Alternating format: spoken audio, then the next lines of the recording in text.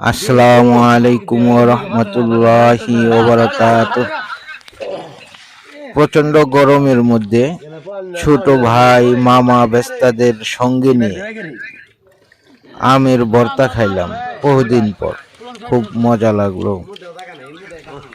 কৈশোর জীবনের কথা মনে পড়ে গেল। আহারে কৈশোর জীবন কতই না আনন্দদায়ক ছিল। যা হোক, কৈশোর জীবনের কথা মনে করে আর কষ্ট পেতে চাই না। শুধু একটি কথাই বলবো, আগে কি সুন্দর দিন কাটাইতাম। যাদের শরীরে গরমের তাপমাত্রা বেশি, তারা বেশি বেশি আমের ভর্তা খান, তাহলে শান্তি পাবেন। আর এতে প্রচুর উপকার রয়েছে। আসুন আমরা বেশি বেশি আমের ভর্তা খাই এবং অন্যদেরকে উৎসাহিত করি। ধন্যবাদ।